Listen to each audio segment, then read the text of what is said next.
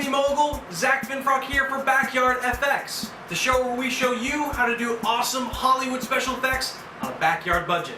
Today, I'm at my buddy Ralis Khan's effects studio in downtown LA because he is going to help us show you guys how to do a slit throat effect.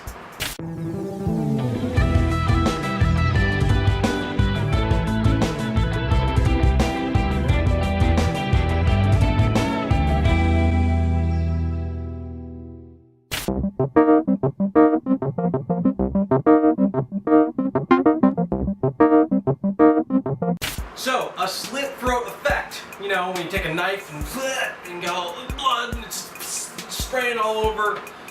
That effect is in countless horror movies, action movies, things like that. Now, the reason I'm at my buddy Ralis Khan's effects studio is because he is going to be the build team member for this effect.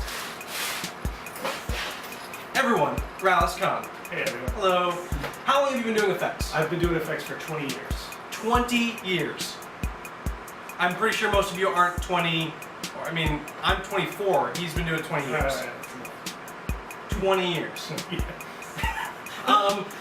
What's some of the things you've done so far? Well, just recently, one of the bigger things that I've done is I created the mask for Slipknot. Actually, they're in Europe touring right now. Yeah. I'm very happy they're out playing again, Yeah. and I get to make their masks. So, I mean, what kind of movies have you done? Bigger movies, like last summer I did The Collector. Which was a fun, horrific, gory movie. We also worked on Resident Evil Extinction. Nice. Worked on Buffy the Vampire Slayer and Angel, as well as TV shows. TV shows, Not yeah. movies, but, you know. All right. Now, how do you plan on doing this slit throat effect? Well, actually, we're going to step things up. We're going to do a negative mold for the appliance. So we're actually going to have an appliance, and under the appliance is going to be some flat tubing, Okay. and that's going to be hooked up to a pressurized sprayer. So it really just So gushes out. we get lots of blood. Nice. And then how much is this going to cost? I'm going to say it's about $60, and the majority of that is the deck sprayer. But once Okay. you have it, you can use it for all kinds of stuff. $60. Let's go. Let's go.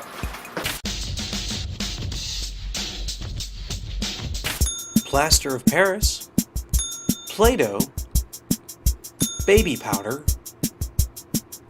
a 2-liter bottle, fake blood, liquid latex, heat shrink tubing, connections for tubing, scissors, makeup and applicators, clear plastic tubing, a garden sprayer, a heat gun, hot glue, zip ties, and basic mixing and applicating appliances.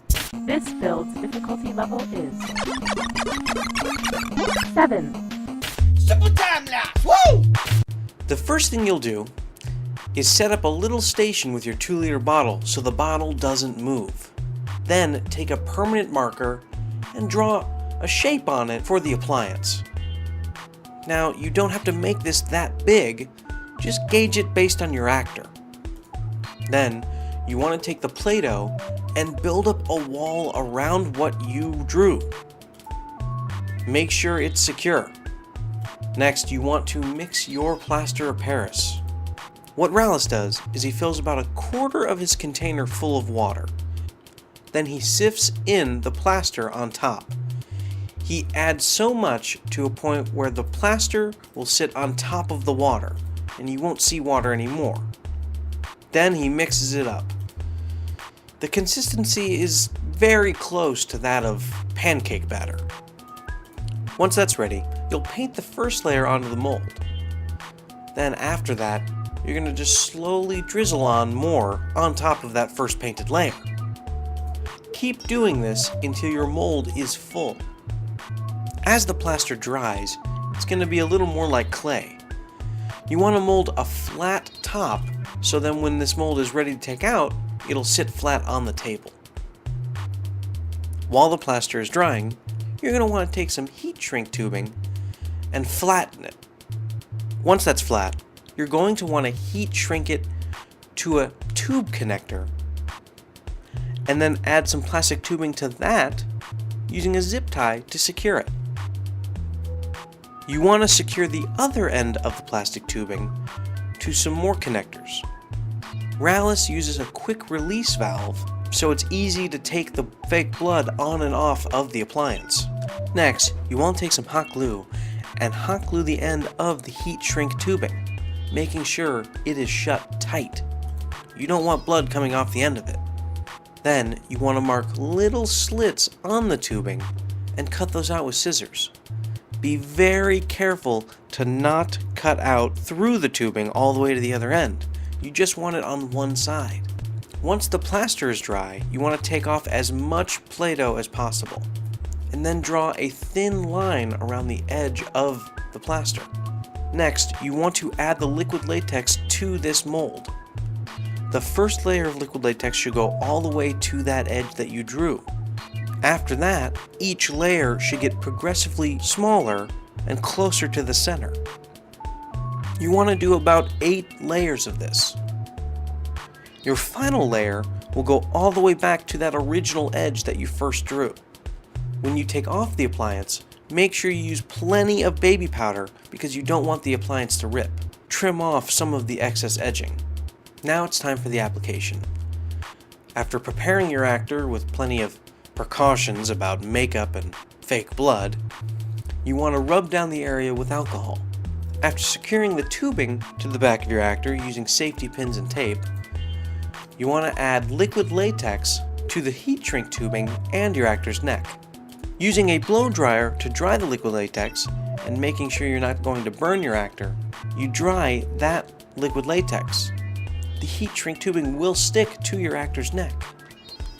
Then you want to stipple around the edges of that heat shrink tubing with more liquid latex, waiting for it to dry. Once it is dry, you want to add liquid latex to the top and bottom of the middle of the skin appliance. That should stick to the liquid latex you have there already. Then you want to slowly add more liquid latex from the inside out of the appliance. Once you have the appliance secured, you want to stipple on more liquid latex around the edges. Now, you want to do about 3 layers of liquid latex, stippling far away from the appliance, blending it in to the actor's skin using a torn edge of a sponge. Then you add the makeup to blend the entire appliance into the actor's skin. Make sure to add some reds and pinks to it so it looks more like flesh tone and matches your actor perfectly. The last step is you want to powder on as much powder on top of it so the makeup stays where it is. Now the last thing you'll do is add the fake blood to your garden sprayer, hook up the appliance and make sure the blood is right to the edge of the appliance, ready to go, and then you have some fun.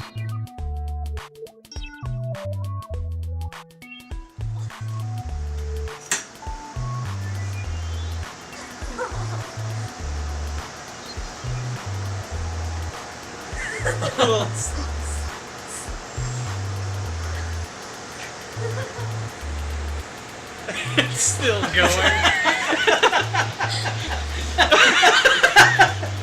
You're still leaking. It's coming out from the latex. Oh, not again. And there you guys go, a slit throat effect. Now, Rallis, do you have any safety tips? Yeah, don't use a sharp knife. Don't Make sure use- that knife is dull, or a plastic knife. Don't use a sharp knife. No edge, no serrated knives. I mean, you already have the appliance cut ahead of time. Right. You shouldn't need a sharp knife. And you don't even need to really touch the actor with it. Yeah. In fact, we've done this effect where we just use like the fingernails of somebody's hand and just pass it in front. So you can But you can the really knife- use anything. Yeah, yeah, You try it with a pipe wrench. yeah. Or a crowbar. So that is it for this episode of Backyard Effects, and one of the last ones. Next week will be our last episode of Backyard Effects. Well, last build episode. Leave a comment below and let us know what you thought of the effect. If you want to go to the newest episode of Backyard Effects, you go to this one here. And if you want to go to a cool other gory effect that we did back when I first started as host, you go to that video there. Alright? And also, Rallis and I are thinking about doing a DIY show of our own on Wayside Creations channel. What do you guys think of that? I mean, it'd be fun. I think it'd be cool. I had a good time doing this. I'd like to keep doing it. So what do you guys think? Should we do something like that? Let us know. Bye!